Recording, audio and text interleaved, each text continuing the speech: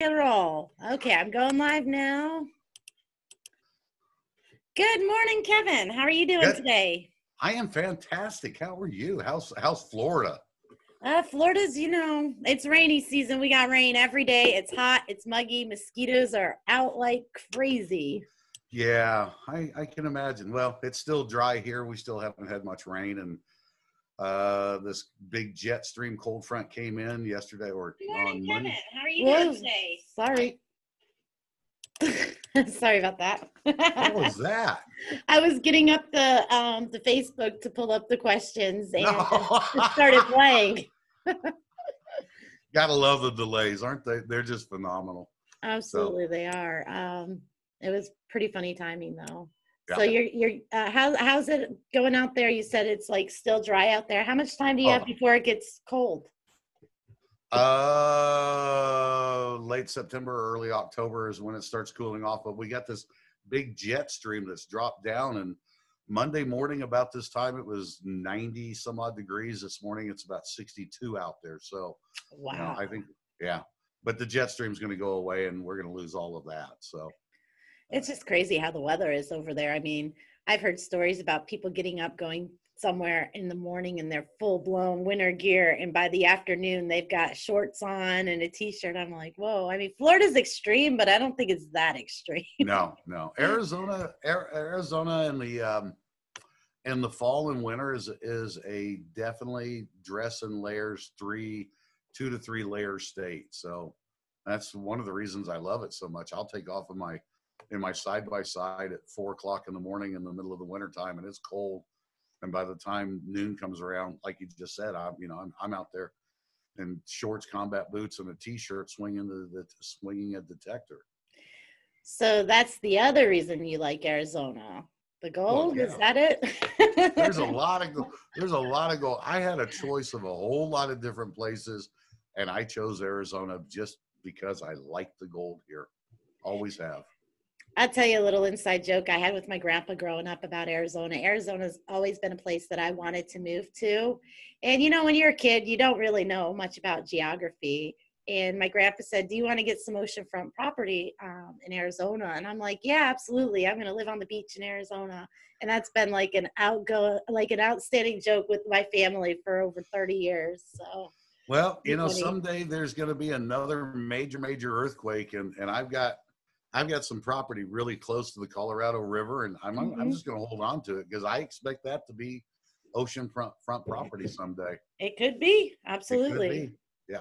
Yep. Well, I know that we got a lot to talk about. We're going to talk some gold today. Yeah, I'm excited. And, I understand there was a lot of questions after the last time I was on.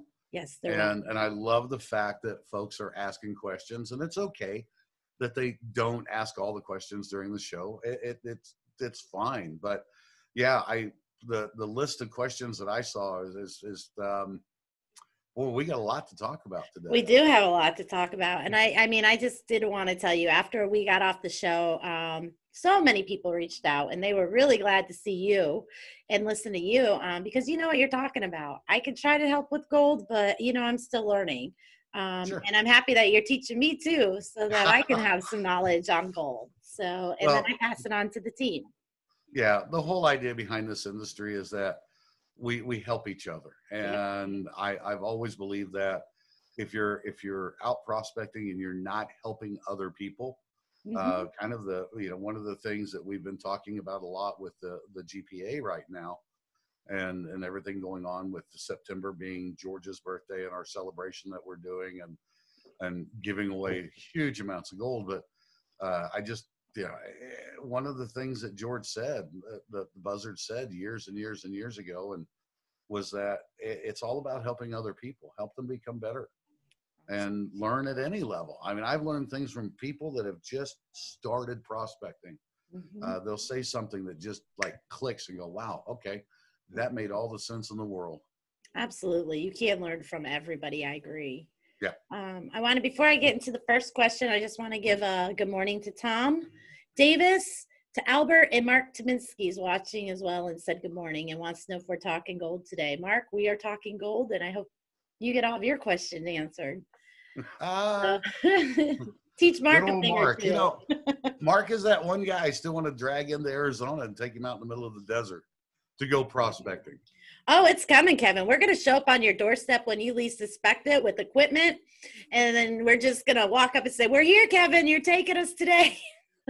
Come on. Give me a 2-day notice so I can make sure that I've got everything taken care of and squared out. Okay. We'll be there. I'm sorry. I'm having to go between two monitors today, so I may be doing the bobblehead in the back while I'm trying to watch what's going on. So. Oh, I got a couple up too, so I understand. Yeah. And Patrick, good morning. And I do have my coffee. I always got my coffee right here. Oh. Let's see here. I got some questions for you, Kevin. All right, let's get started. Okay, so the first one, I kind of know a little bit about this, but hearing it from you, I think might, it's going to help a lot of people out. What's the difference between a PI and a VLF detector? Some people might not even know what PI or VLF means. Okay, well, PI is pulse induction, Mm-hmm. and VLF is very low frequency, which, quite frankly, is kind of a misnomer in this industry because VLF actually starts at around 30 kilohertz and goes down. So we've got all these different detectors. I don't even want to get into that part of it, but the real simple difference is that a VLF detector is a single or multi, now these days, a multi-frequency that is a sine wave. So you've got that sine wave that's going down into the ground, and it's a continual sine wave.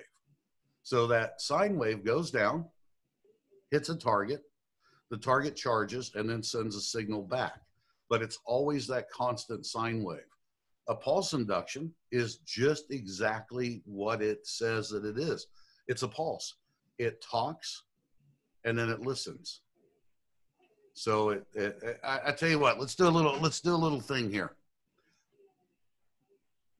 Follow and say, well, actually, Carolyn, just start talking. Talk about something random.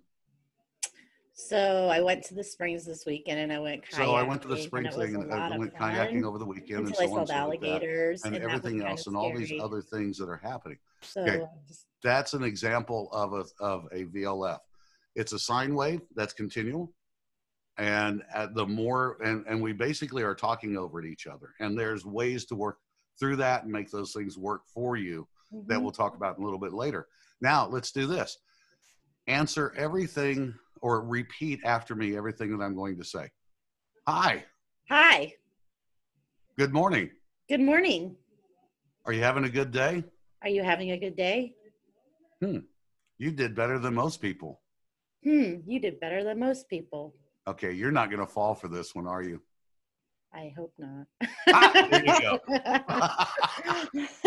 Okay, so in the world of pulse induction, what just happened? I talk, and then I listen. The coil talks, and then it listens. It talks, and it listens. So generally, when I get people caught up on that one, it's like, "Hi, how are you? Having a good day?" "Yeah, I am." Okay. When it changes, that's a signal. Okay.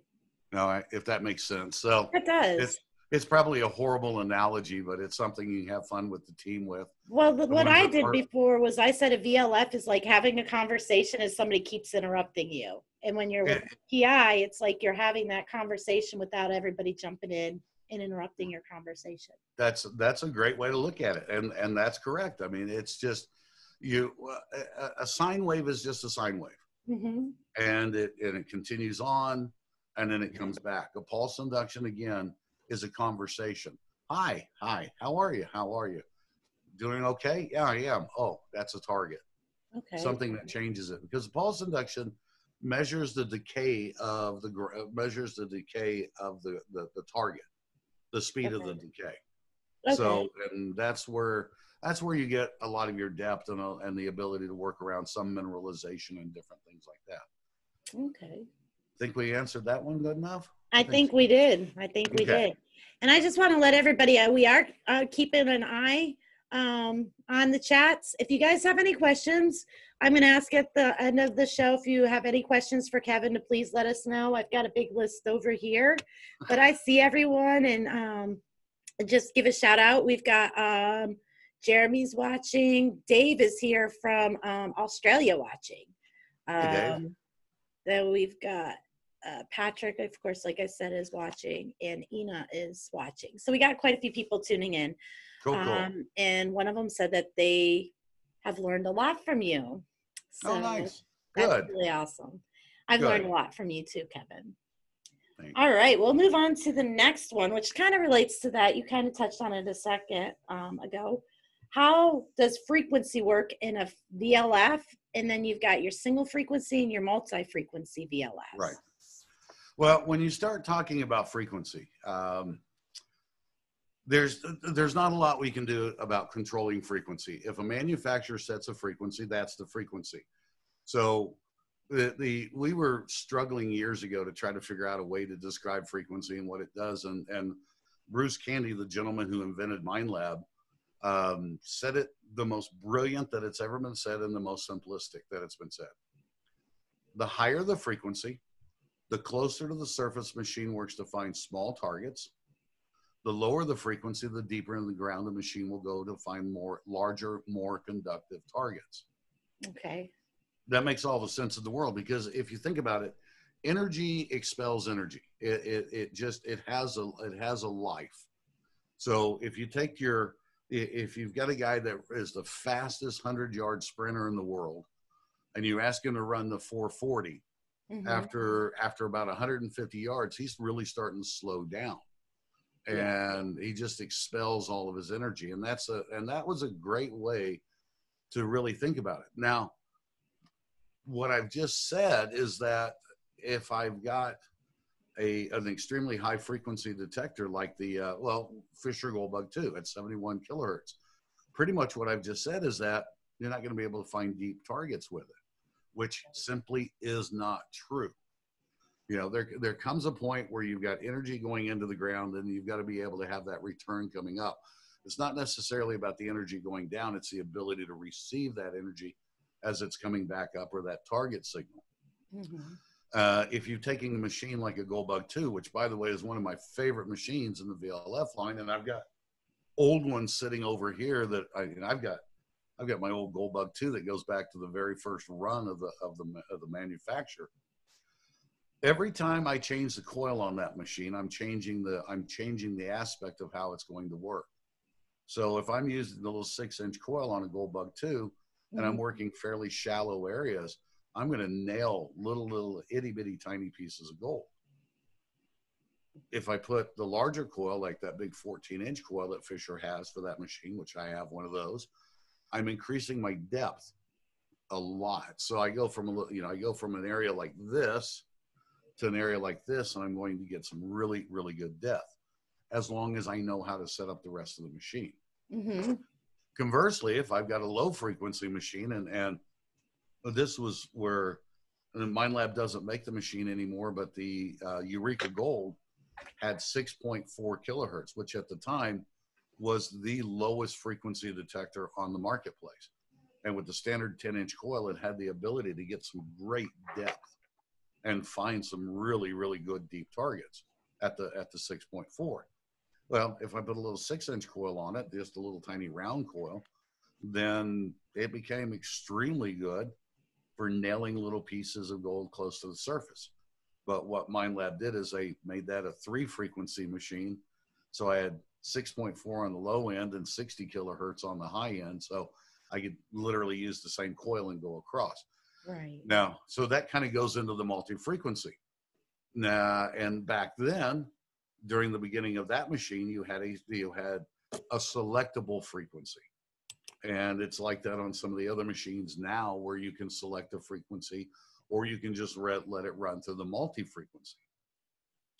And letting it run through the multi-frequency, and if we take a look at like the Explorer and the CTX 3030 using the 28 frequencies, the FBS, where you've got everything steps up in 1.5 kilohertz all the way from 1.5 all the way up to 100, yada, yada, and all the other stuff that goes along with it.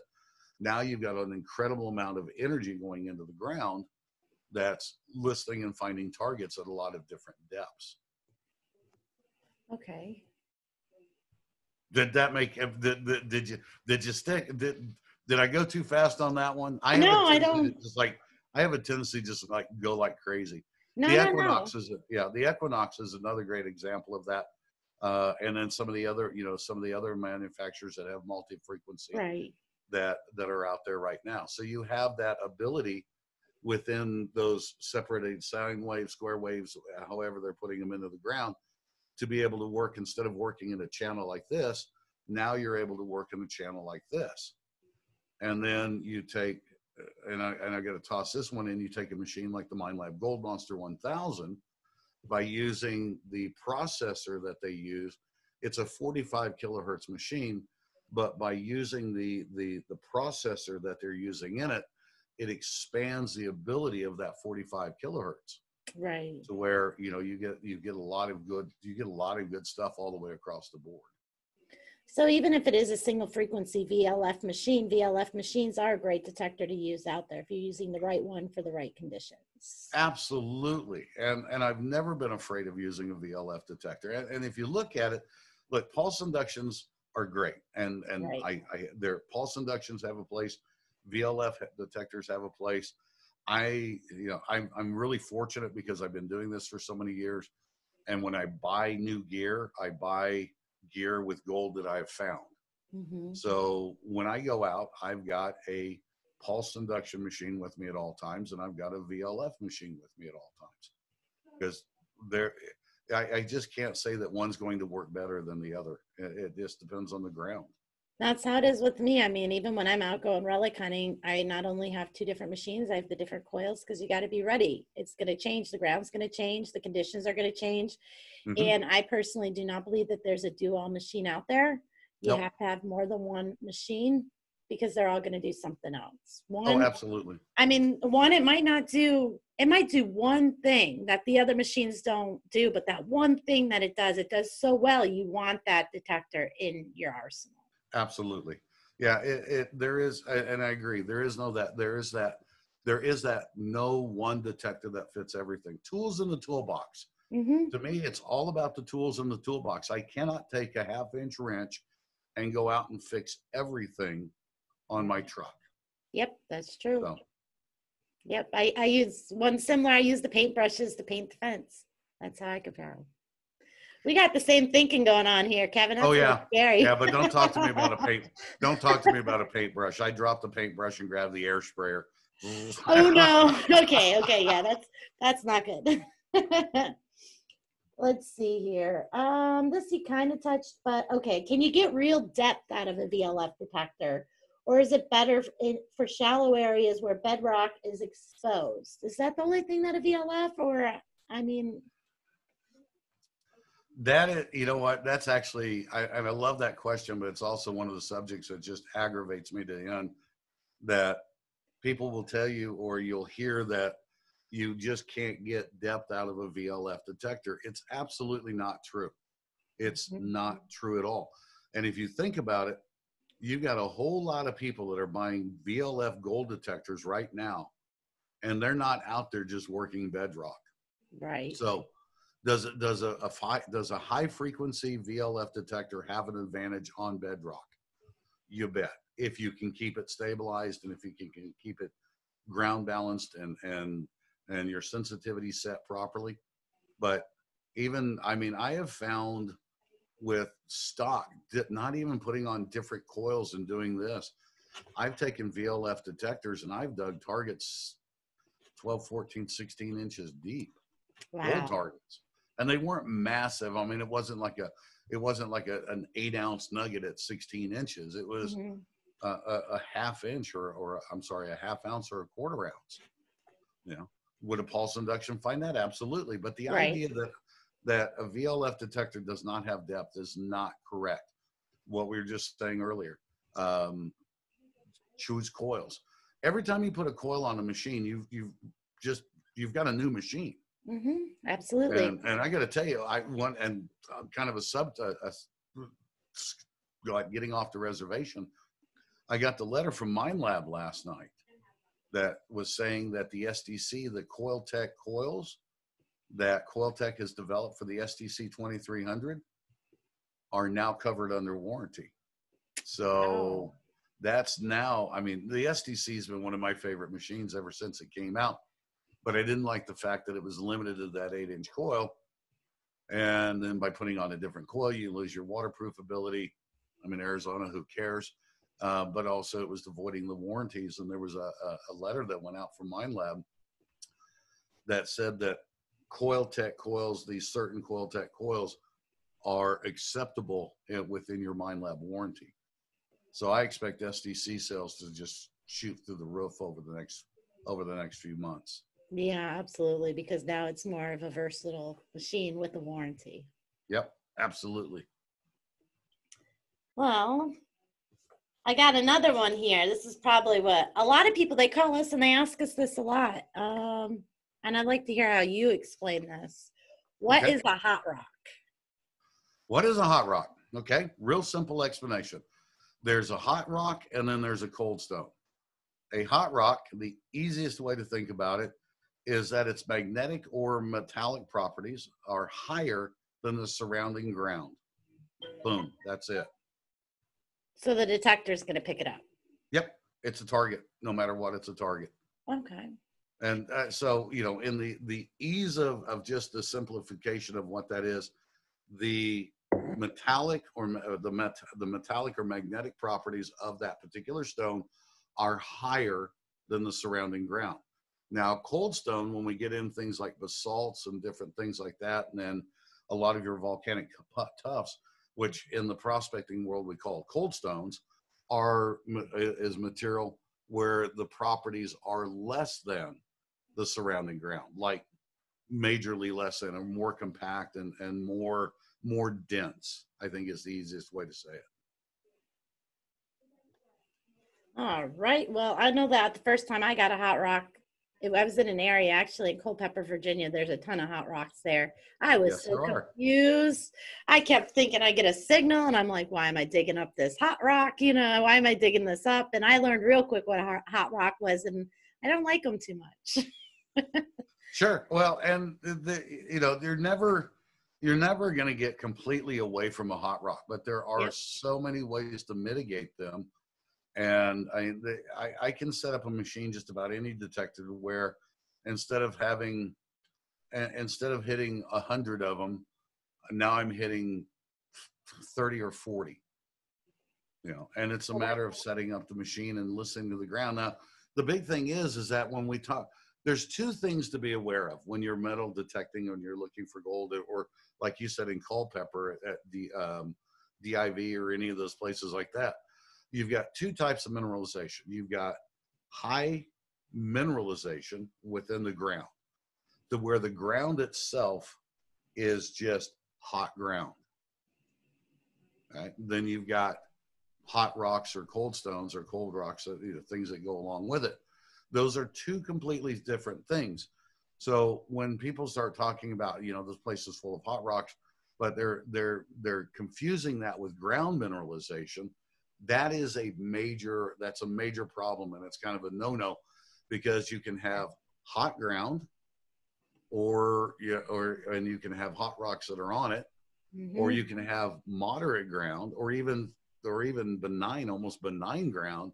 But if you have the addition of hot rocks onto it, it's actually the less ground mineralization you have and the more hot rocks that you have, that's when it actually becomes a challenge to be able to mitigate a lot of the hot rocks. I'll be honest, when I was dealing with those hot rocks and the hot soil, it was a big challenge because I'd never done it before. Sure. I just know I kept digging up these rocks and I'm like going like this and I'm like, okay, I got another rock. That's what I'm digging up today, pocket full of rocks. Well, what were you using? What machine were you using? The CTX. Okay. I didn't have it set up right. Interesting thing about the CTX and just about any VLF detector, square wave, whatever it's going to be, and some of the pulses, that if you have set your sensitivity right by setting the machine to the ground that you're working, and I'm pretty sure that was actually one of the questions. I don't have that screen up anymore. If you have your machine set right, when you go across a hot rock, you can mitigate that hot rock to a big extreme. Now, am I going to say you don't dig hot rocks? Absolutely not. But there are times, and if I'm in an area and it's loaded full of hot rocks and I'm not able to get rid of them, and then I'll just, you know what, I'll just go back to the old gold bug for a moment. I go across a hot rock, I'm going to get a target signal. But as soon as I immediately come back across it, that signal will be lessened. So if it's like a wah, wah, wah, wah, where I've got a sharp signal and then a really elongated signal, I will assure you that that is a hot rock. But as if when I come back across it, if I get a double hit as I'm going across it, where I've got the or reverse of that, where I've got within the law, anything that changes that whatsoever, I'm taking that out of the ground, and I have found a lot of gold that has been associated within a hot rock signal. Okay. So it's just a matter of learning that. And the CTX will do the same. Yeah, the CTX will do the same thing. But it is a matter of setting up your sensitivity and setting that sensitivity to the ground. And I cannot stress how important that is. That's what I did. I mean, when I first went the first day up there, I was so confused, and then I jumped into it. I actually jumped onto some forums and stuff to get some advice on setting up the CTX for up there. Read it. The next day I went out and I had a better idea of what I was doing, and I performed better and found more things than I did the first day. The first day was just, and it's kind of weird because you get 3 days on these trips. Your first day, you're like learning if you're not in that condition all the time. The second day is great. The third day, you're like, I'm tired. Is this over yet? So you really only get 1 day of hunting. So now, and here's a very interesting thing for you. Places like Culpeper. And when I was still working with Mine Lab, I went out to one of the DIVs, and this was right after the 5000 and the 4800 had come out, or however that was. And the 4800 was being really touted as a great relic machine, which it is. There were so many people out there that believed that the ground, because it's all orange and it has a certain level of iron to it, they believed that it was really, really bad ground because they'd been working it with Vlf detectors, and it was kind of rough for Vlf. Not, if the machines had been set up, you would have been able to work it a little bit better. But with the 4800 and the 5000s, there were a lot of people that were getting into a whole lot of settings and trying to change their timings and putting it in extreme ground because they thought the ground was really extremely iron and just hot ground. And when I got there, I had the opportunity to take the 4800 out and work in a particular area that was unassociated with that hunt, and did the same thing with the White's TDI, and just basically turned the machines all the way back to the factory presets of normal ground, because the ground, although it was hot, was not hot enough to really tax a pulse induction machine. It was hot enough that you had to make some changes to a Vlf detector. And so, this gets back into that Vlf versus pulse induction.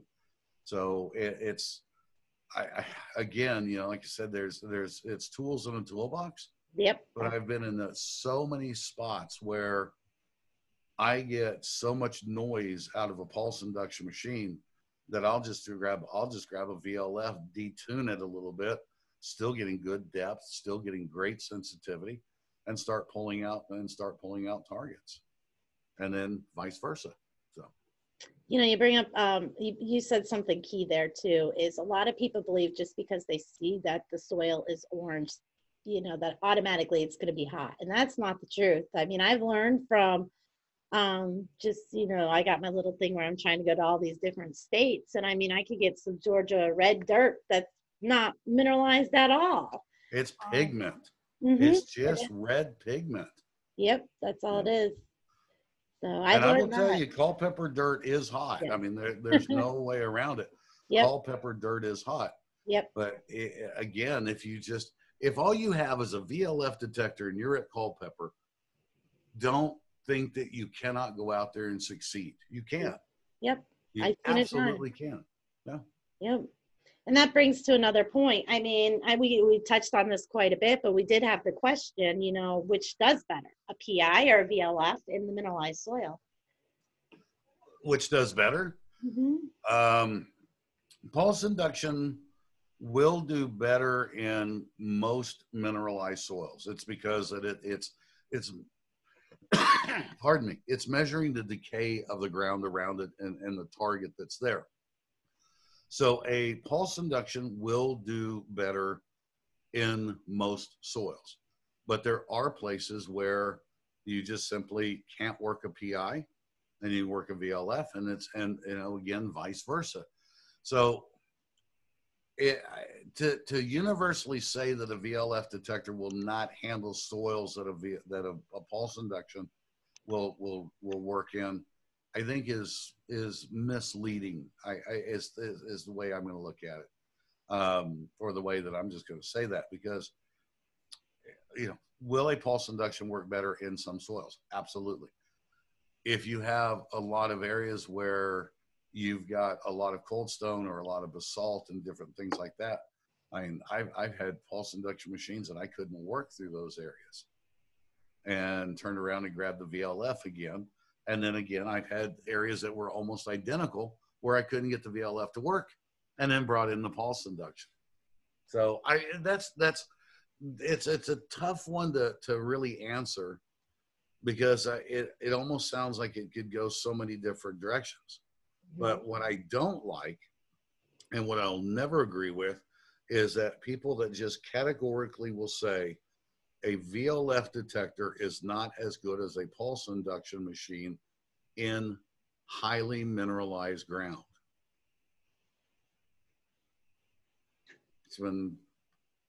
There's too many variables. There's too many variables. Gotcha.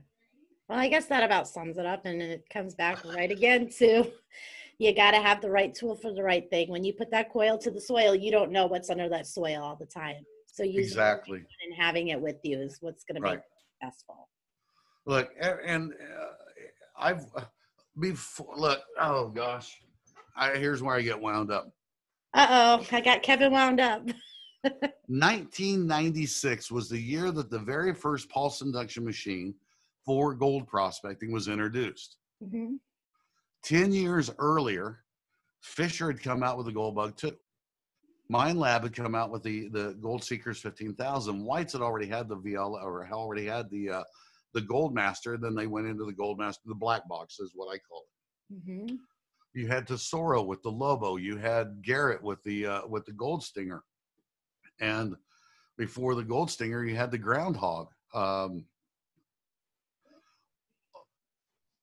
Tens of thousands, if not hundreds of thousands of nuggets were found with those machines, working the same exact ground that we're working with the pulse induction machines today. And it was a matter of knowing your machine, knowing how to set up your machine. If I take a let's see, let's look over here. If I take a Gold Bug 2 or the original Gold Bug, and I'm going to go back old school here, and I take one of my old original Tesoro Lobos, and I go into an area where people are now hunting it with pulse inductions, does that mean I cannot hunt that machine? Absolutely does not mean that. Right. It means that I'm going to have to do more to make that machine work properly. And those things are easy to do. And it's a matter of learning how to set your sensitivity properly, learning how to keep your machine in ground balance. There was a lot of people at one point in time that thought I was really beating up on the Gold Bug, and especially the Gold Bug 2, because at 71 kilohertz being the highest frequency detector on the market, when you ground balance that machine and you've got your sensitivity set to that particular ground, which in most cases where I've hunted it has been really, really hot soil, the pulse induction becomes kind of more of a convenience. But in some of these areas where I've just tuned the machine, got the sensitivity set just perfectly, and gone back in, you make a swing, then you bring it back and you pump that machine up and down, and you'll hear that it's already coming out of ground balance because the ground is that mineralized. Fine, that's perfect. I don't care about that, because at the end of the swing, I'm going to pump it up and down a couple of times, check that ground balance, and make a very minute change on that ground balance just to make sure that I'm constantly in ground balance. It's not that big of a deal. I mean, I did something, I don't even remember when it was, but I went out and I hunted in my test patch. I went out and I hunted by just going through and not really just changing it every now and then went back through and did the same exact speed, only rebalancing it after every swing. Mm-hmm. I added like a minute and a half to 2 minutes to the time that it took me to hunt that area. And I still found, I actually, by rebalancing it, I found a couple of targets in my test garden that as I got further and further and further out of ground balance, I wasn't really hearing that well with the machine as I got out of balance. Well, I got two questions I am going to ask here in just a minute. Okay. Follow up on what you're saying there. I mean, I don't get into the mineralized soil and the gold hunting. I haven't done that. I haven't had that opportunity. The You closest will. I can relate to that is hunting the saltwater beaches that are highly mineralized. And I have used my Garrett AT Max, my Garrett AT Pro. Those are VLF machines, and I have used them in the surf, in the wet sand, in the dry sand. And it's the same thing, constantly ground balancing to that different soil, adjusting your sensitivity, learning your machine. Yeah, is there other machines out there that are going to be easier to use, that you don't have to put that work in? Okay, there might be, but will those machines work? Sure. Yes, they're going to work. You're going to be successful. You're going to find stuff. I mean, right here on my finger, right here, gold ring, 8 diamonds that I found with the AT Max on the beach. Right. So I use that. I wear this ring and I use this as an example. Yes, those VLF machines will work in that mineralization. Right. Mm. They will. And especially when you start talking about salt and those areas like that, the alkaline soils or the alkaline water, all of these different things have an effect on how the machine is able to distribute its wave and receive that wave. Right. And that's the whole idea, is matching your machine to the ground that you work. Now, I'm not the biggest fan of like the AT Pro because it doesn't have a threshold. Yes. And now that I use a threshold, I have to have a threshold. exactly. The threshold is the voice of a detector. Now, Yes. and that's where I actually struggled with the Gold Monster and the AT and a couple of other almost silent hunting machines. That's where I struggled with them at first. Mm-hmm. So I have to learn to trust that machine. But if I can't hear that threshold, for the most part, when I'm gold prospecting, if I cannot hear that threshold, I'm not hearing what's happening in the ground. Yep, I agree. So, Threshold has become, as I grew as a detectorist, I realized how important that threshold is. mm-hmm. Okay, so 2 questions for you. It's kind of a little sidetracked, but I'm going to ask 2 because they're really good questions. First Okay.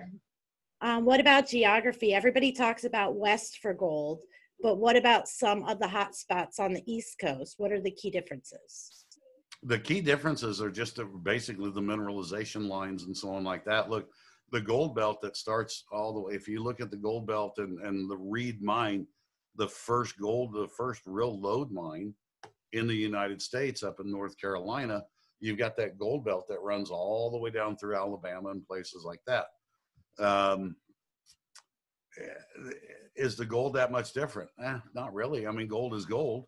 And it's a belt and so on like that. It's just the biggest issues there is that access, of course, and being able to find that line and stay on that line. So the geology is going to be similar. The geography is where you're going to have the difference.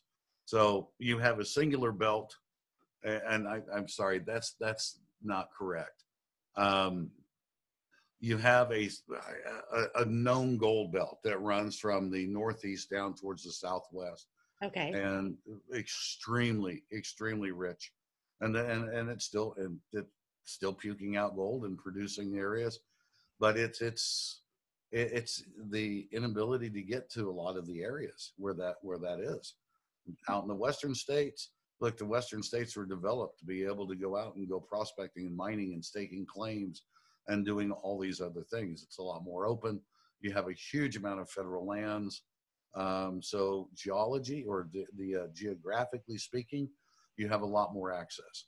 Okay. Now, one of the things that you had in the eastern states that we really didn't have out here was the glacier. You have huge amounts of glacial deposits.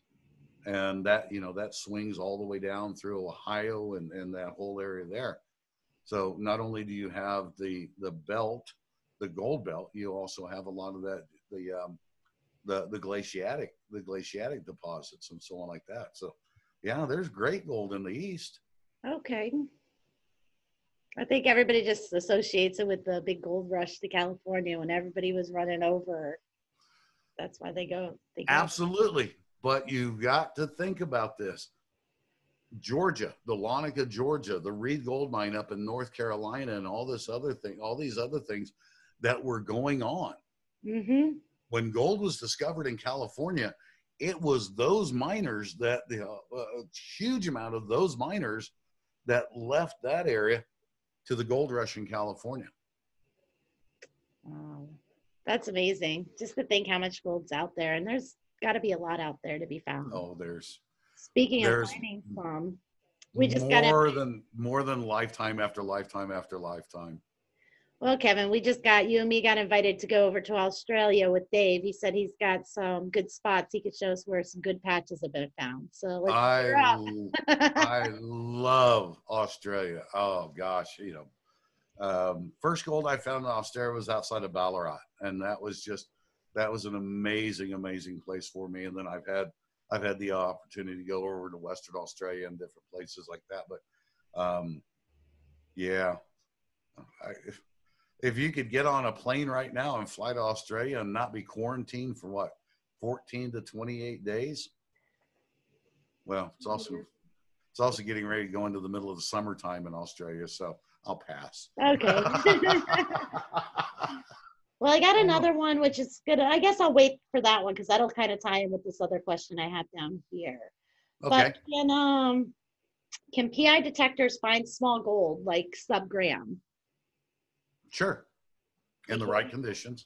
In the right conditions. I will say that the smallest piece of gold that I have found with my SDC with the standard 8-inch coil was 6 grains. Oh wow. And with a White's TDI, with the really small coil tech, coil on it, 3-4 grains.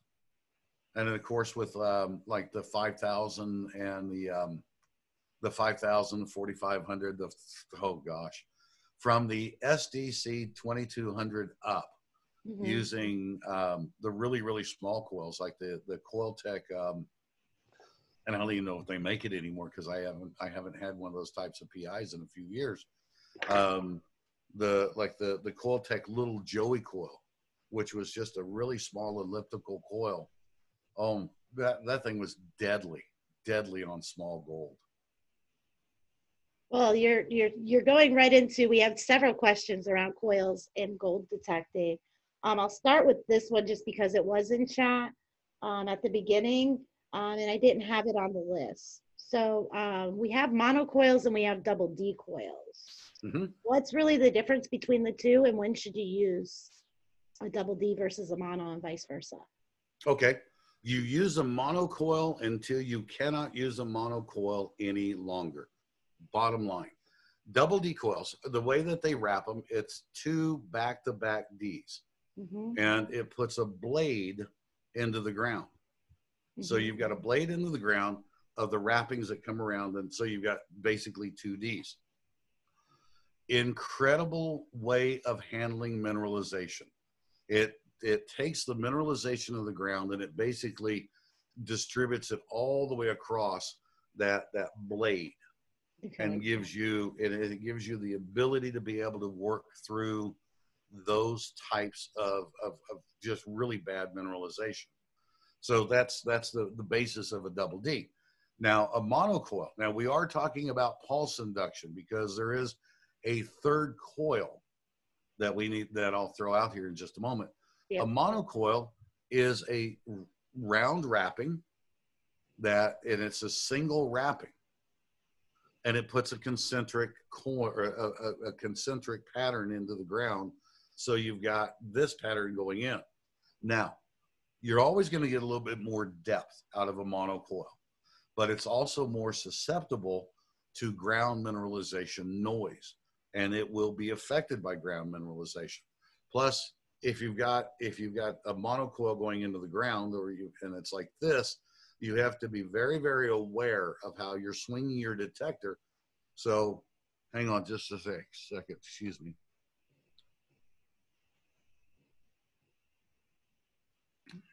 That last drink of coffee had a little bit too many grinds in it. It's Oh to get to no. yeah. So when you're using a monocoil, you have to be very, very aware of what you're doing, because if you go out and you just say, this is my size of my coil, and my next swing is I'm doing this, I just missed a great big area right here. Okay. So, you've got to be aware of what your overlap is. With a Okay. monocoil, or I'm sorry, with a double D coil, I can take that coil and I can swing. So here's my blade like this. So when I make or I'll do it this way. When I make my next swing, if I overlap to about here, then I'm in good shape. I'm still getting that area. Okay. My rule of thumb is when I'm using a monocoil, which is all as much of the time as I can, I will, for every one swing that I could do with a 12-inch double D coil, I'm going to take 4 swings with a monocoil. Okay. And as long as it's not extreme mineralization, I'm going to have better depth, and it's going to be, it's just a nugget killer. They're just nugget killers. Dave said thank you. That was really informative answer, and he understands the difference now. So you did a really good Okay. explanation of those. Right. So let me toss in one other coil, because I've seen this, and I've seen so many people confuse this. There's 3 types of coils. There is a double D coil, there is a monocoil, and then there is a concentric coil. Now, monocoils are only for pulse induction machines. Okay. So when you start talking about coils, you have a double D, which will work on both pulse induction and VLF. You have a mono, and then you have a concentric. Monocoils, because of the way that a pulse induction machine works, Carolyn, what we were talking about, it talks and listens, talks and listens, talks and listens. Therefore, it uses the same windings. It's using the same. So it sends a signal into the ground, it talks, and then it listens to the same windings. A concentric coil, like any other coil out there that goes on any VLF detector, if you look at it, if you've got one of the round coils, the spider coils, you've got the coil around the outside, and then you've got another coil around the inside. One is talk, one is receive, because remember, you've got a continual sine wave. Okay. You've got a continual sine wave going on. And if you tried to talk and receive on a continual sine wave, it would just, that's what it'd be like. Okay. So VLF concentric coil, not mono. Gotcha. All right. Okay? Got it. Got it. Sorry. Makes sense to me. I have so many people, and I kind of get passionate about that one, because I've read a lot of people talk about, or I've read where people have said something about their monocoil on their Gold Bug, or their monocoil on their White's 24K, or their Goldmaster, or their, all of these different machines. They're not monocoils, they are concentric. It has to have a talk, and it has to have a listen. Okay. Because it's continual sine wave. Okay, enough. All right, I'm off that soapbox. Next. All right, let's see here. So I got a couple here. These kind of go what we want. Well, we talked about the different types of coils. What's the best one? We talked about a monocoil. Also, round versus elliptical. Which one's better? Okay, round versus elliptical. Do you know that all coils are based off of a round? No. Okay. What do you mean? I didn't know this. I didn't know this till years, I don't know, probably 15, 16 years ago. All coils are based off a round. And when I started doing the math, and when I started, and actually, I think, I don't remember if it was Doc and I, or if it was Doc, Trevor and I, Trevor of Coil Tech, the founder of Coil Tech. I don't remember if it was a conversation between the three of us, but really, a round coil is a round coil. Right. An elliptical coil is a round coil as well. Right. In a way. Yep. So, and when I started teaching this, and I was doing this doing dealer teaching with Mind Lab, I laughed because we had a dealer that was there, and I gave this mathematical equation that I'm getting ready to give you. And he was just sitting there shaking his head. And when it was all said and done, I asked him, I said, what's the problem? He says, well, I've got a whole bunch of 12-inch coils. So when I started winding my own coils, and I know it's funny, but you'll get it afterwards. When I started winding my own coils, especially making an elliptical coil, I realized that I just wasn't getting the performance that I wanted. So I took apart a round coil that was basically the same length of what I was looking at, and I counted the windings and different things, and then I took the same elliptical coil, wound it, and then matched the impedance of what I was getting. Okay. Well, I realized that I had a lot more windings on an elliptical coil to where it almost matched the round coil, and I thought, okay, well, I just went with that, calling it the physics. And then I was taught this by, like I said, I believe it was Trevor and Doc both talking about this. All coils are measured off of the round. So I've got a 12-inch round coil, all right, or 11-inch round coil.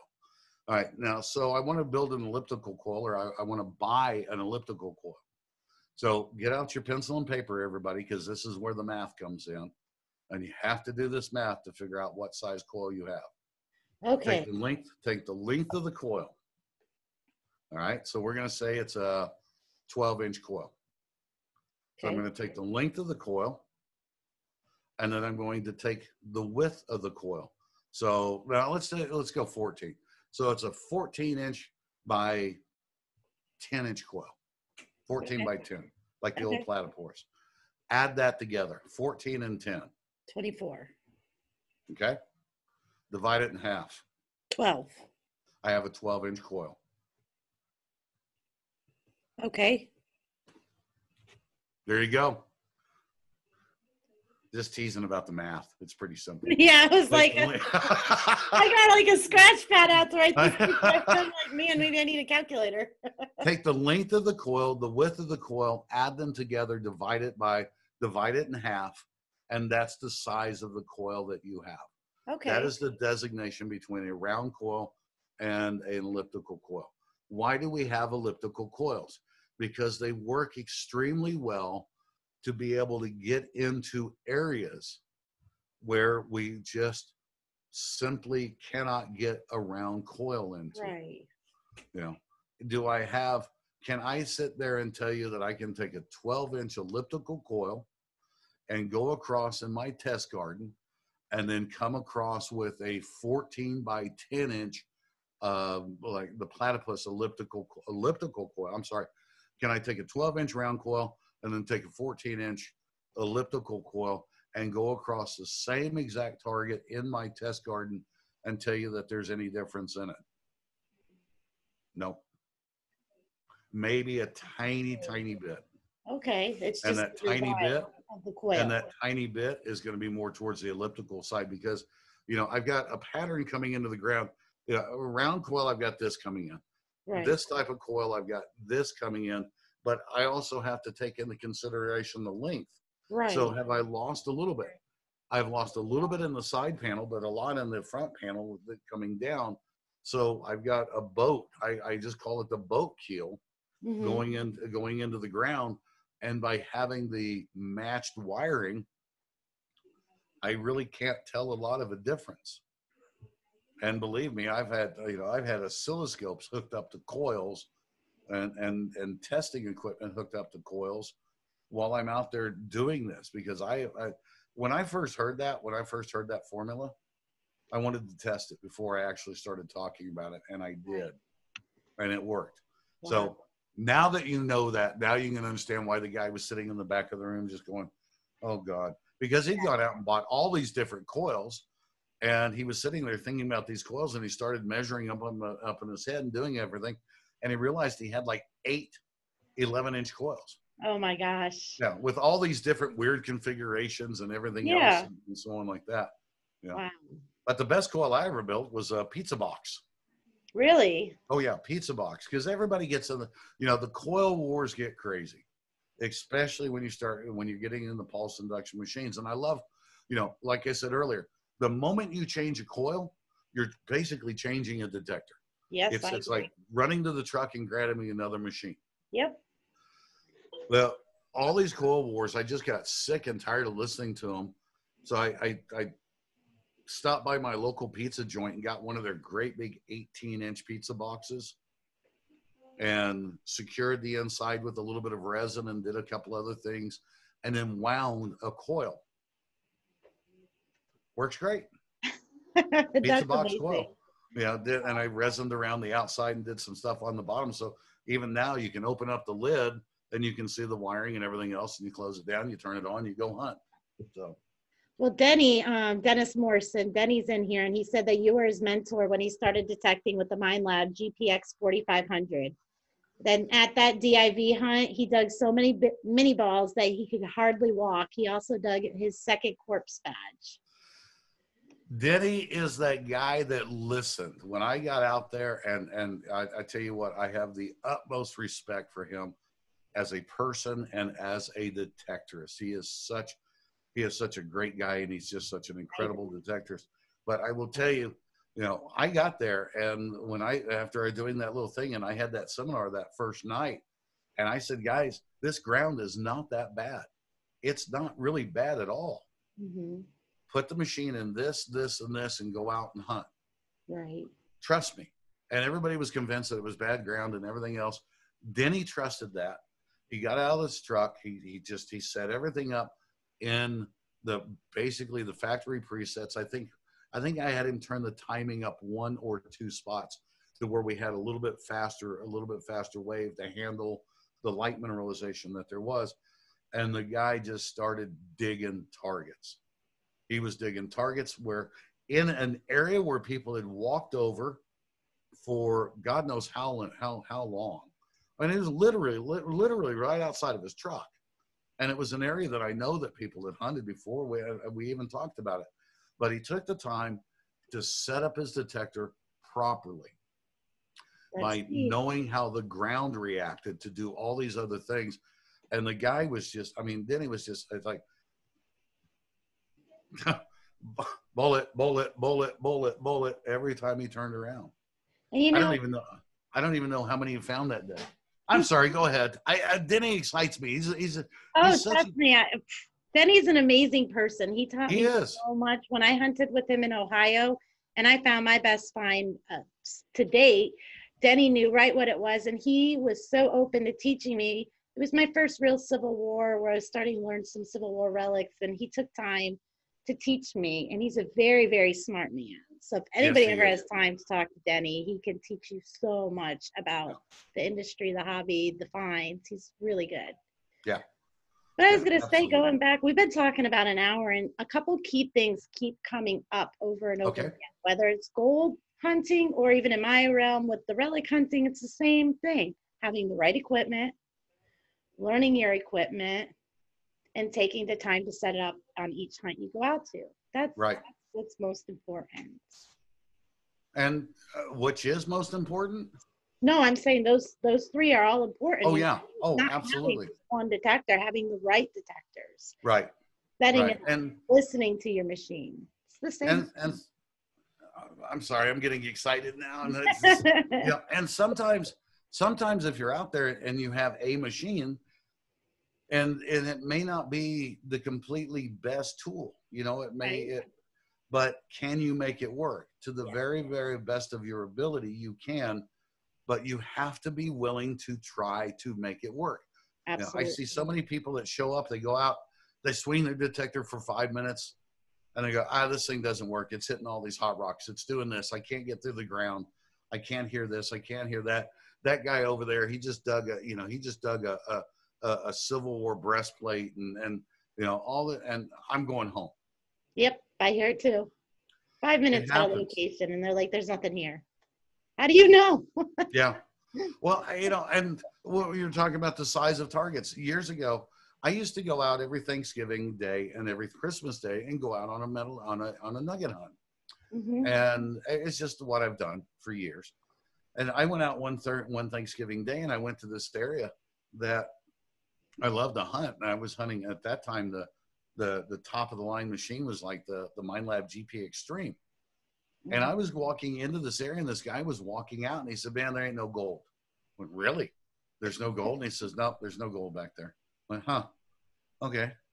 Well, you mean categorically, like you found all the gold, or there's just no gold there? And he said, "I've been out there hunting for 2 or 3 hours. There's just no gold." I went, "Come on, follow me." And I went back in there, and I taught him how to set up his machine. And within 5 minutes, he found his first piece of gold. Wow. And I knew that there was gold there because it was a patch that I'd been working for years. Hmm. And then after it was all said and done, I went, "Huh? Why did I tell him that?" Because the guy went in and he just once he knew how to set up the machine properly, guy walked. He went back in there and just cleaned house. Oh He was wow. retired. He could go out there every day. I was working. I may have got one day out of every couple of weeks, but it was great. It was great. And we still talk, and he's doing quite well. And he said, I guess the greatest thing and the worst thing I ever said was, "There's no gold out there." Yep.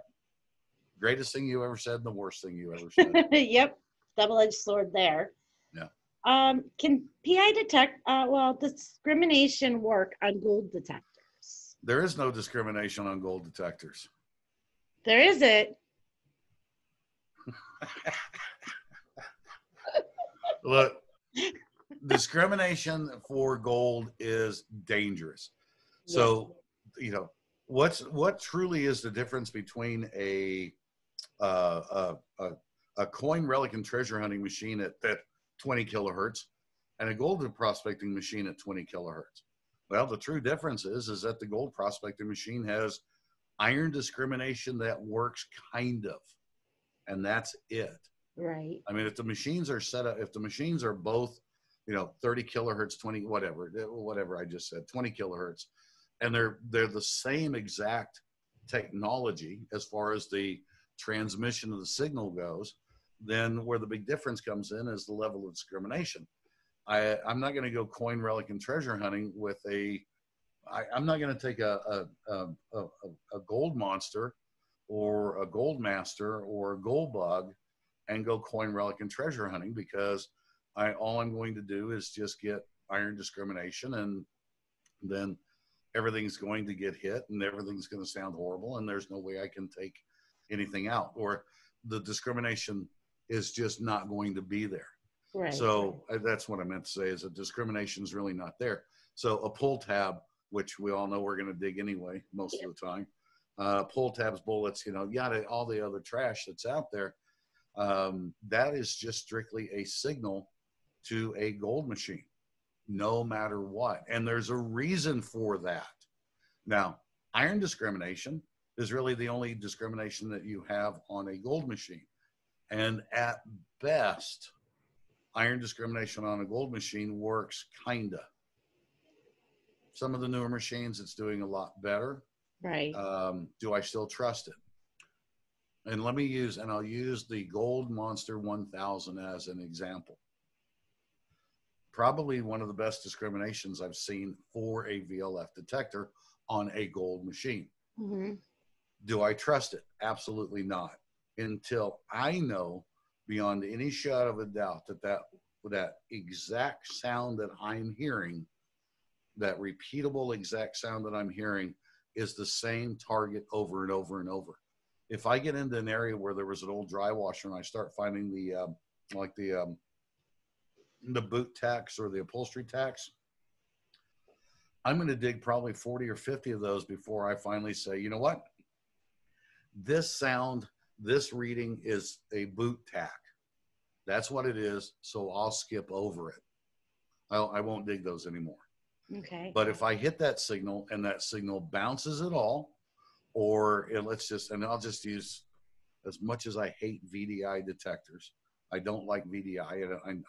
It's all about here. Mm-hmm. Let's just say a target comes in at 15. Well, and the solid piece of iron comes in at 50. I'm making numbers up. It comes in at 15, and no matter what, those have been boot tacks. If I hit a signal that fluctuates between 14 and 16, but it hits on 15, I'm digging that target no Exactly. matter what. And I have found more gold that way by just simply digging. I mean, I found a lot of gold where people walked over going, it's a bullet. It's a piece of tin. You know, I've pulled out those targets that have been gold nuggets. I wish I had it easy to get to. And next time we do something, I'll make sure I've got it with me. I've got a nugget about this big around, solid iron, Oh, wow. shot full of gold. If I take a magnet, if I take a super magnet, and I've got that nugget sitting in my hand, and I put my hand above it or the magnet above it, it'll jump out on my hand and attach to the nugget, and will attach to the magnet. Wow. Every coin, relic, and treasure hunting machine that I've ever had in my hand will tell you that that is a pull tab, or something in that line, either the pull tab or like a foil. It always comes up in that line. It's about a $2,000 piece of gold. Wow. Yeah. Surrounded by iron. That's amazing. Yeah, and it's all iron. So the idea of using discrimination on gold machines, you know what? You got iron discrimination. That's great. As long as it's repeatable and you know that it is absolutely the best, it is absolutely that exact target. When you hit it, you can walk over it if you feel comfortable. What was the original question? I've even forgot what the original question was. Does I don't even know if I answered. discrimination work on a gold detector? Oh, well, I think I answered that. Yes, you absolutely did. Let's see here. See if I got anything else here.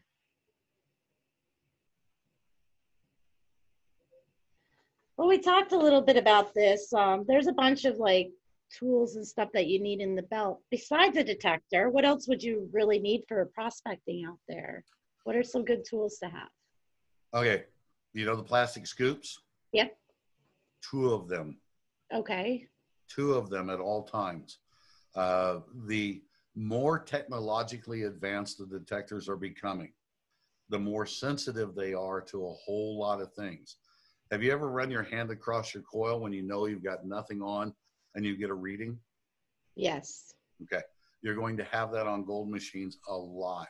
And then especially when you've got these machines now that are doing such an incredible job in getting these tiny, tiny little pieces of gold, and going back to, even the Gold Bug too. I always carried, the higher the frequency machines, the Mine Lab Eureka Gold, the White's Gold Master, and the Gold Bug 2.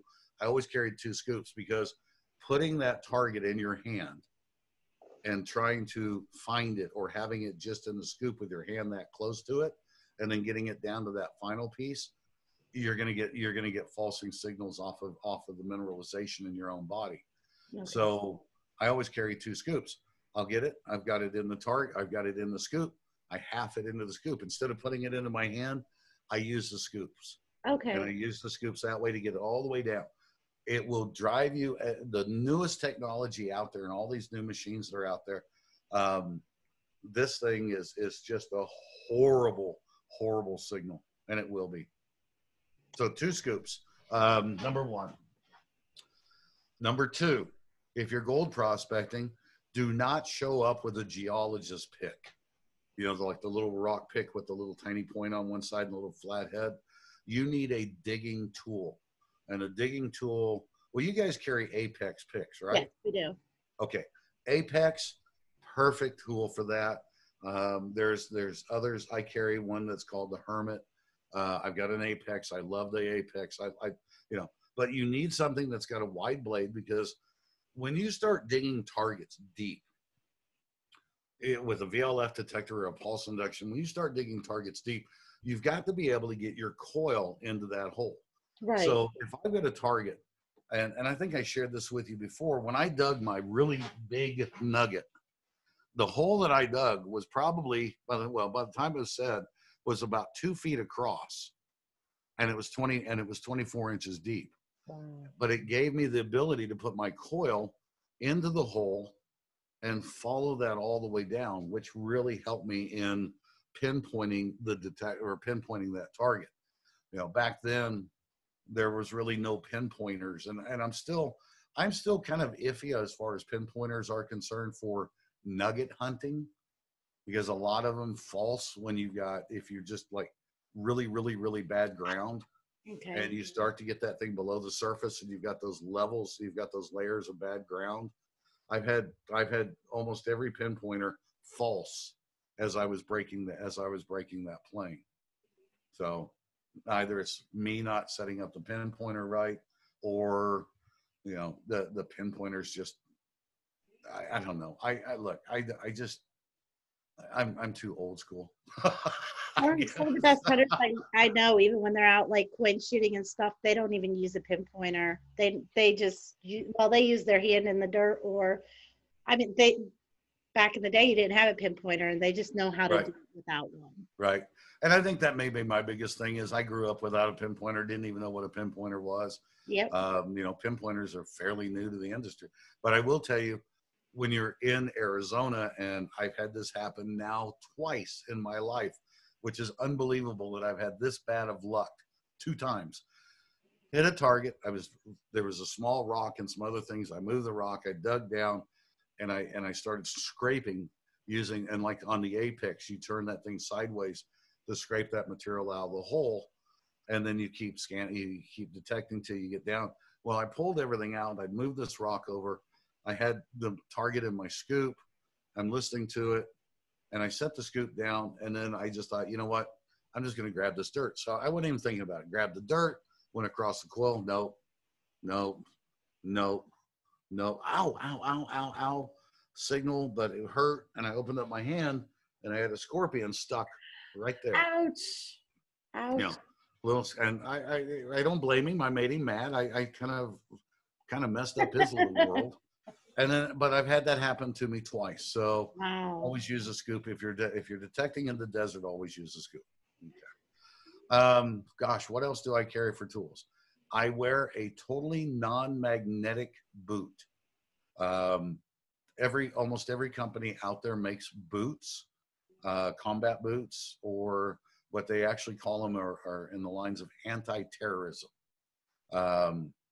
I wear those boots because they have no metal and there's no signal. So the more advanced that we've gotten, again, the more opportunity you have to get weird signals. I don't wear a belt that has a metal buckle, and I've got funny stories to tell you about that one someday. I have, and then even if I'm wearing suspenders, which I will a lot, instead of having the suspenders that have like the big metal clips, I have ones that have like the belt clip that goes through the belt, but they're made out of an extremely high-end poly that is virtually unbreakable.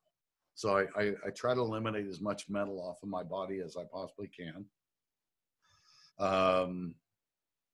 Where do you put your car keys? Pardon? I gotta know. Where do you put your car keys? Back pocket. Back Okay. pocket. Everything that's metallic, I get as far away from my front or in front of the coil as I possibly can. My cell phone is always off. And if it's in my back pocket, I have it off. And there's so many reasons for that. And that goes back to testing a machine years ago when I was doing a field test. And I could actually hear my phone before it would ring in my headphones. Okay. Yeah. So I try to keep everything back behind me. Good hat, water bottle. Yeah. I can literally just jump, put on boots, put on my non-metallic boots, put on a pair of shorts. Hell, give me a piece of twine as a belt, a digging tool, a couple of scoops and a metal detector, and I'm good to go. Okay. All right. Well, I just want to jump over here really quick. Steve Pacifico joined. Just want to say hi and hope you're recovering from your recent shoulder procedure.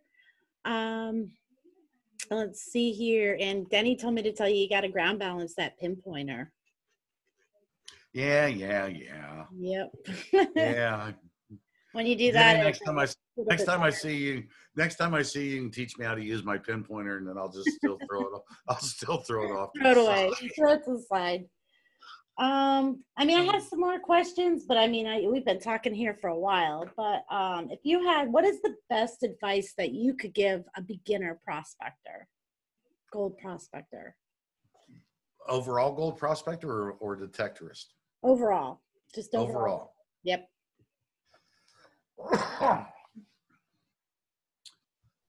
Research.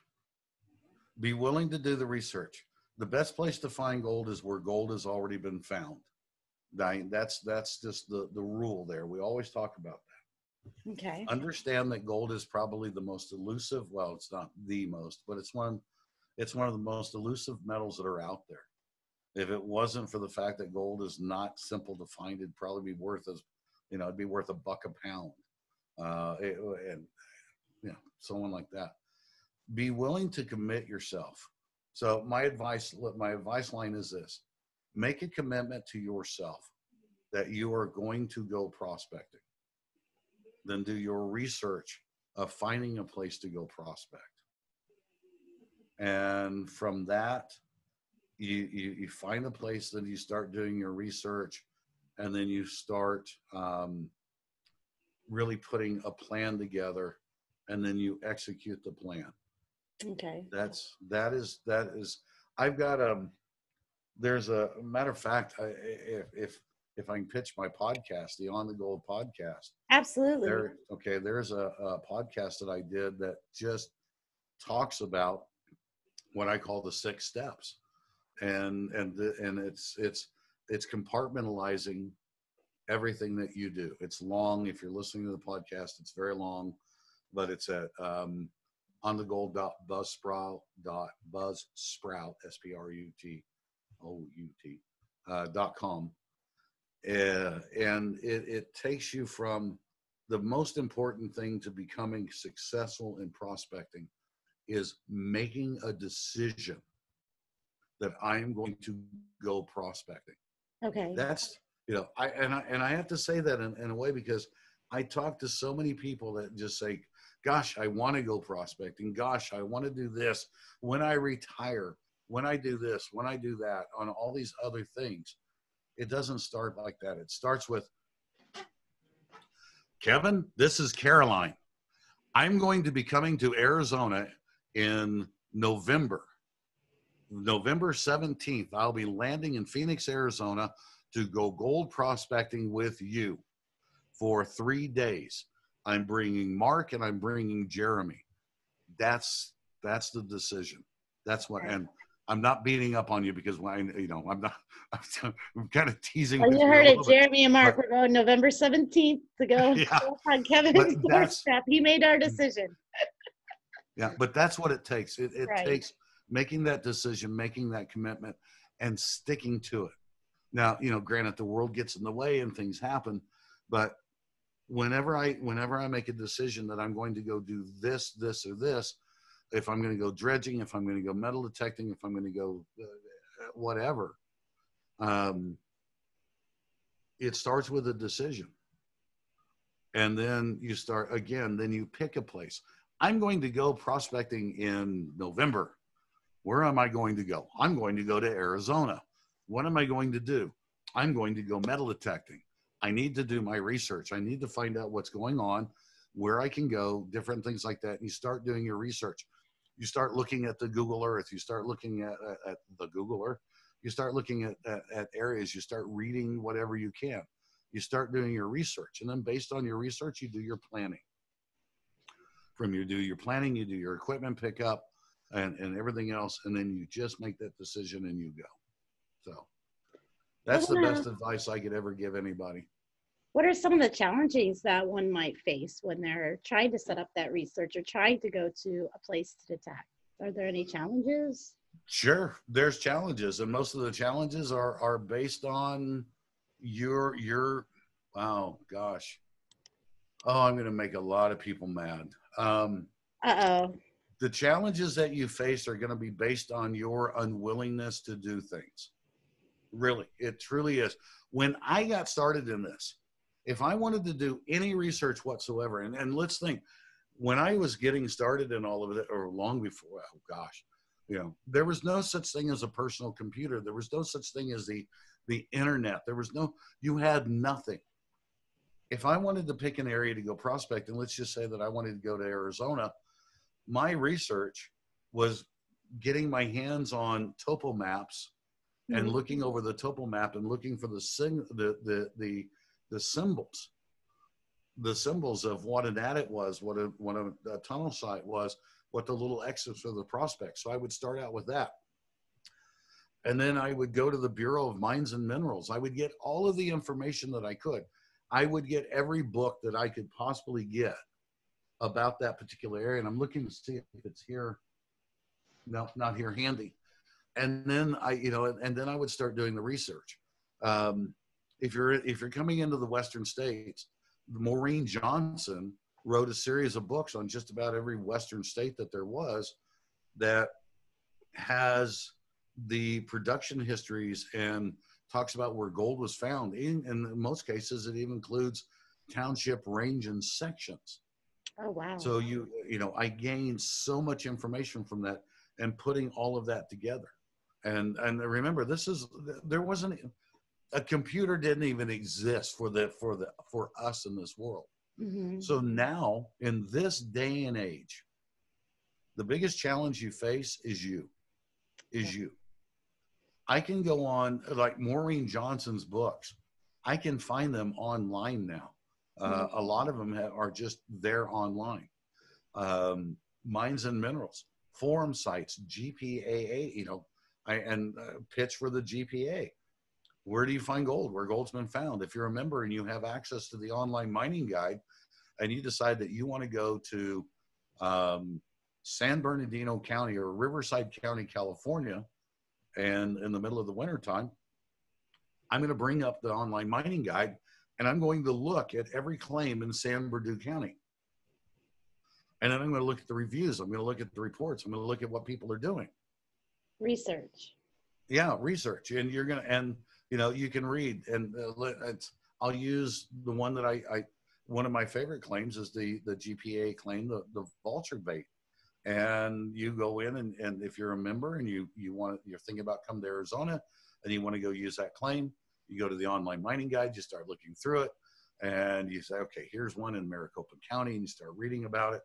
And I've got photos of the material that I was working and all of these other things that gives you a really good picture.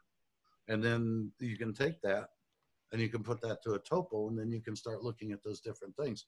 So the challenges you face now are just your own challenges.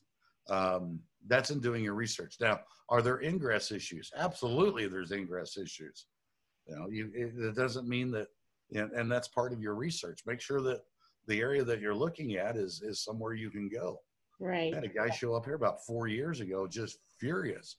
He wanted to go look for one of the safe from the big break of the dam up on the Hassayampa River back in the 1800s. And there was a safe that was lost, and he was just convinced he knew where it was. He never really did his paperwork or really did enough research to realize that it's in a wildlife refuge in a withdrawn area, basically a sanctuary. And he wanted to go in there with a backhoe and a bowl and a backhoe and a metal detector. Like, oh my gosh. No. Well, if somebody's out in there prospecting and they're just on land, what would you look for when prospecting to know that there's even that you should even be swinging your coil? When you're doing your research and looking at these maps and stuff like that, what are you really looking for when prospecting? Well, if I'm out metal detecting, and I'll go through. Well, you know what? Let's just start with gold panning. One of the oldest sayings, other than where gold, you go where gold's already been found, is that wherever there's black sand, there's gold. And if you're talking about river channels, it's absolutely true. 99% of the time, wherever there's gold, or wherever there's wherever there's gold, there's black sand. But I will assure you that it is not the reverse. George, the buzzard, said it the very best. I can show you 10,000 places where there's black sand. And out of those 10,000 places, I can show you 10 that have gold. So it's just a matter of learning, you know, if you're going to go out and you're going to go work a stream, understand fluid dynamics, understand how water acts. Don't look at the stream as the way it is now. Think about it when it's in flood stage. Walk around a little bit. Look at the sides, you know, look at the slopes on a creek. And if I'm standing down here on the sandbar and I look up and I see, you know, 10 feet or 6 feet up off the base, and I see like grass and stuff stuffed in trees, well, that's a flood level. Okay. And when I'm looking at that flood level, now I'm going to look upstream and I'm just going to study it. And I'm going to look at, see if there's any big trees or if there's any massive boulders that as that water came down, it adjusted or made a change in that flow. You know, we always, I think, and I've said this, and again, I've got entire podcasts devoted to this at the On the Gold, is that I think one of the greatest injustices that we as an industry and guys like me that have been doing this is just taking the simple way out and saying to people, you know what, work on the inside bend. Mm-hmm. When you go to the creek, go to the inside bend because that's where the water's the slowest. Well, it's true. Are you going to find gold there? If there's gold to be found, yes. But there's so many other things that can change every bit of that to where you can absolutely walk over gold that's 5 feet, 10 feet, 15 feet in front of you. You know, and something you missed. A big boulder sitting in the river at flood stage and that water's hitting it. And it's pulling that material around to the backside, or it's hitting with such force because of what you're seeing where the ditterus is up in the trees, that it's hitting like this, it's coming around and it's moving all that material over there instead of making the big turn. Okay. Anything and everything that changes a water flow is going to change the way water reacts, and it changes the way gold drops out. So just saying that you'll always find gold in the inside bend is, if there's gold there, yeah, you'll find it, but learn to look, learn to do your research. When I go into a new area, Carolyn, I will stop if I know that I'm going to go gold panning or sluicing, and it's an area I've never been to. Mm-hmm. I'll take my gear, I'll drop my gear, and I'll walk around for an hour, because an hour spent looking for where gold's going to deposit and where gold has deposited because of floods or low waters or sandbars, I'll take the time to figure that out before I go throw my sluice box in the water. You know, do I like gold? Is it all about the gold? Sure, it's great. I love finding gold. Is it more exciting to find the gold? Yeah, okay. I look at things. I don't look at specks in a pan. I look for dollars per yard. That's it. You know, Kevin, one of the things is with the gold prospecting, I've never really gotten excited about it. I've talked about this, never gotten the gold fever, and you've told me that it is a very real feeling.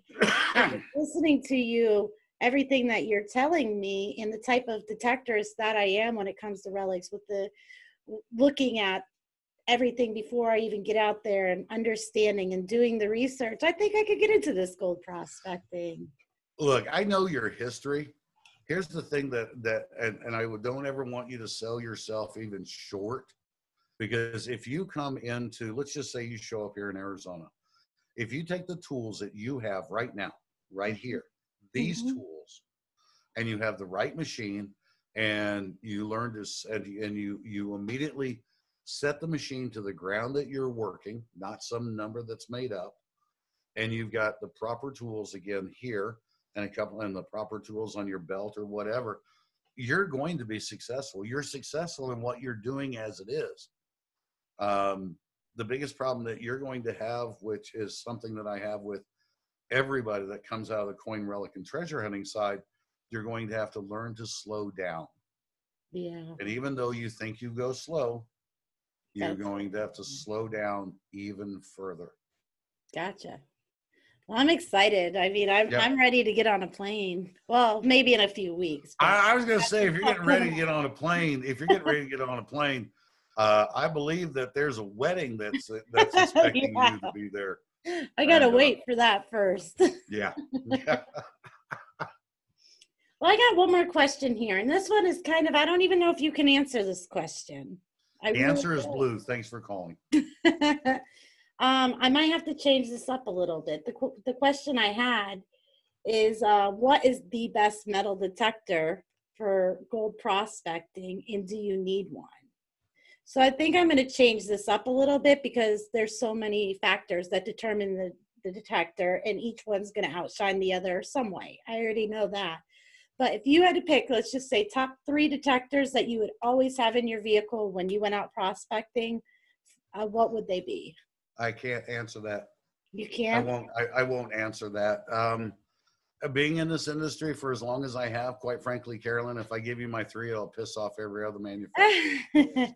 No, to me, it's having the right tool. Now, I am very blessed because I do have a lot of different detectors. Right. And I've got a lot of detectors from a lot of different manufacturers. But again, I've bought those based upon the gold that I found. To me, and everybody asks me, what's the best detector? The best detector is the one that I have in my hand right now that does the job. But it is safe to say in your vehicle at all times, you'll have a PI and a VLF. Always. There we go. Always. That's good enough for me. Right. All right. So, oh gosh. I'm not going to put you on the spot, Kevin. Yeah. Do you really want me to start naming out brands? No. Because, well, and you know, it's funny because, and I think I shared this story with you before. When I was working for Mine Lab, people had just gotten to the point where they always thought that I was just the Mine Lab guy. Mm-hmm. And they didn't realize that when Whites came out with the TDI, I was one of the first people to grab a TDI. When Garrett came out with the ATX, oh, you bet. I got an ATX. I would think within the first week that it came out. I've always got a stockpile of what I call detector money. That if something comes out, I'm going to get my hands on it. That's what you want to do. I'm sorry. I said that's what you want to do. Technology is constantly changing, and who knows what that new machine is coming out. Right, and to me, more importantly, and yes, you never know what's going to happen, but to me, it's all about being able to help other people. So, Whites came out with the TDI. I got my hands on one of them. I went out, I used it, I tried some different coils and so on like that. But and this was a point, and it was very interesting because and this is actually part of the reason why I left Mine Lab after all those years, is there was a guy that was standing there with a TDI, and I was actually field testing a new machine. And we had the machine in a different box, so it looked like an older machine. So I couldn't really stop, and I wasn't going to take the detector over and show him someone like that. But long story short, I could see this guy was struggling, and I mean really struggling with his machine. I couldn't tell exactly what version it was. And I had to finish up my paperwork. I had to finish up what I was doing. I got finished. I quickly went over, put the machine into the back of my truck, and walked over to him and said, "Hey man, I can tell you were struggling and that you were having a hard time out there. Is there something I can help you with?" And the guy looked at me and says, "Mr. Hoagland, I knew that was you. And quite frankly, I mean, I probably could use some help, but I was afraid to ask you because, I don't own a Mine Lab." And that hurt. Yeah. That hurt me to the core. And it did. And when the guy, and I said, "Well, what machine do you have?" And he pulled it out, and it was a TDI. And I just kind of laughed. And he said, "Well, is it a good machine?" I opened up because my truck is 4-door truck. I opened up the back truck, and I said, "Oh, you mean like this one?" And I pulled out a TDI. I pulled out my TDI, and I took him out and I taught him how to use that machine. That's awesome. So, and that, to me, that was a gratifying moment, but it was also a very hard moment to think that after all these years of metal detecting and dredging and high banking and all, underground mining, all these different things, that I boiled down to where a guy looked at me and he said, "I didn't think you'd help me because it's not a Mine Lab." that was crushing. I bet it That was. was absolutely crushing to me. Absolutely. So there you go, a little personal insight. Do I don't know. Look, 1, 2, 3, 4, 5, 6. I got 6 Mind Labs sitting on this back wall, 2 Fishers and 3 Whites. Do the math, figure it out. Gotcha. Well, I'm about ready to wrap this up here, but I just want to let you know, Dave over in Australia, he's been trying to go to sleep for a while, but he hasn't been able to because he can't stop listening. And he said, sorry, Dave. Very helpful for his next trip out. And all right, Mike. also had Smith Alex. He knew you from On the Gold, and he said that you're a great guy. So he's excited to see you on here. And then we have David Peterson wanted to know, can you actually make money gold prospecting? Sure, you can. If you know what you're doing. I mean, Dave, am I going to tell you that 30 years ago when 30 years ago, somewhere in that neighborhood, when I just decided that I was going to go out and go gold prospecting for a couple of years, there wasn't as many regulations as there were. And you have to be well-rounded. If you think that you're just going to go out with a metal detector and do all of that, it's probably not going to be the best thing for you to do. I would start out my winters in Arizona metal detecting, dry washing. As the heat started coming on, I would start moving up either through Colorado or up through Nevada and then into Oregon and Washington, over into the Liberty area and places like that. And then kind of start working my way down to where at the beginning of the fall, I was back into like the deserts of Southern California, coming back across the Yuma. And then in the wintertime, spending my doing that again. Mm-hmm. Did I make a living? Yeah, I did. There are days where I made a really good living. So, across the board,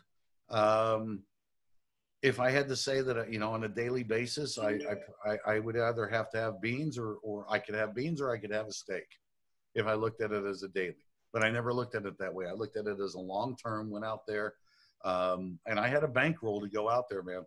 That's, I had a bankroll before I started. I saved up a lot of money before I went off and started doing that. And there are times where it gets a little tough. And, I went to work with a couple of guys who were helping them with their hard rock mines, doing different things, but be well-rounded, know what you're doing, understand your equipment, understand what you're going to do, know the rules and regulations, and be prepared to commit. Again, back to that commitment. Can you go out and make money prospecting? You bet. If you make the commitment to yourself. It comes back to those key things: committing to yourself, researching, all of it. Yeah. Dave wants to know, have you ever used, I've never heard of this QED or QED detector. A what? A QED detector. Have you ever used that? I'm not even sure what that is. I don't know if he's talking about a brand or if he's talking about a technology. I don't know either. Is he still on? Or? Yeah, he's still on. He just asked the question. It's one over from Australia. I know that because he asked it at the beginning. I've never personally heard of it though. QED. I think that almost sounds like something Eric Foster was involved with, but no, I haven't. If it's a brand, no. Okay. Now there was a similar type of technology, QDD. It's an Aussie-made detector. Really? Mm-hmm. That I don't know about? The brand. Yeah, I don't know about it either. Dave, email me. Send me info. Does it work? Give me your email. Pardon? I said, give him your email so we can send you an email. Easiest to email for me is, there's K Hoagland that, that gets really long. I'll tell you what, send it to Deacon, DEKN MINING, Deacon Mining at gmail.com. Any info you have on that, Dave, send that over to Kevin. And Smith Alex is telling again, check out On the Gold. He said it's got amazing info on it. And let me ask you this. He wants to know when your next episode is coming out. We're working on one right now. And I apologize. You know what? I'm going to take a moment. I have a job. We all know I'm the executive director of development of GPAA, and every year I have all the filings. I have all the filings and all the recordings and everything else, and that actually starts months before the September 1st deadline. So it's been really tough. It's been really tough to be able to balance all sorts of things and be able to get the On the Gold podcast. I'm not making excuses. It's just I've been buried under.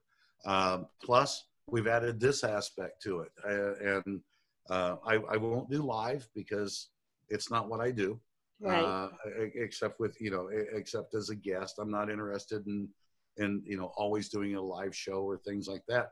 But there has been enough requests for people from listeners of the On the Gold podcast to be able to have a webcast that myself and my co-host Kevin and my producer Kevin Bell, we've brought in. I bought a bunch of equipment to be able to do this instead of just doing a podcast. Everything will be webcast, and it allowed me the ability to be able to do screen shares and I've got a whiteboard that I can sit there and draw things on. Right. I probably could have done that with you and on this one if you did, and I just didn't even think about it. Yeah. To do the screen shares and have the whiteboard. So yeah. So we plan on having one up this week, and quite frankly, it's just going to be talking. Just going to be talking about stuff. It's been a while. That's the best stuff to talk about is just stuff. Yeah, and if somebody's got a topic that they want, we still get to the podcast email. We still get a lot of questions, and we're getting on. I've got a whole new set of some guests that want to be involved this year. People that are just iconic in the industry, different things like that. It kills me. I wish I'd had this thing going around I wish I'd had this podcast when Stu was around. And same with you, Carolyn. Can you imagine what it'd be like to sit down and just pick talk his to Stu? Yeah. Oh my gosh. Yeah. Amazing. So it really would. Well, everybody. Bottom line, by the end of the week, first part of next week, there'll be something else up on the Gold, and the pitch now on the Gold Buzzsprout BUZZSPROUT.com is for the webcast, and then the podcast, and then the webcast will be on the Gold Trails Facebook page, or I'm sorry, not Facebook page, YouTube page. And can I do another pitch? Yes, absolutely. 81st birthday celebration of George Buzzard Massey. We are giving away, and I mean, you guys, you Kellyco immediately as one of our authorized partners, you guys immediately jumped into that and started helping people get into it. Yep. We're giving away over 17 ounces of gold this year, just randomly. Crazy. Yeah, that's just awesome. Random. And it's not like it's a drawing. It's not this, but if you join the GPAA if you join or renew as an annual member, or if you upgrade or join as a GPAA lifetime member, it's just a matter of whatever bucket the $500 nugget gets dropped into, or whatever bag the Did I just lose you? Kevin, you froze up here. Not sure what happened. We've given away $1,000 worth of gold in the first 8 days of the month, and that's just in nuggets. That does not include anything on the training bags that we're sending out with membership and so on, like that. So I mean, just absolutely nuts. Absolutely. And what a great way to celebrate our founder's 81st birthday. So that's awesome. Yeah. Goldprospectors.org. Or 951-6 goldprospectors.org. That's the easiest. Well, I think it's about time for us to wrap this up. Yep. Thank you so much. It's been an awesome show. I learned a lot, Kevin. And it's always fun to talk with you. But until next Wednesday, guys, cheers. And you guys have a great day. Bye, everyone. Go find some gold. Absolutely. All right. We'll talk to you later. Have fun. Enjoy. And remember, if anybody needs me, I'm just an email away. Absolutely. All right. Bye.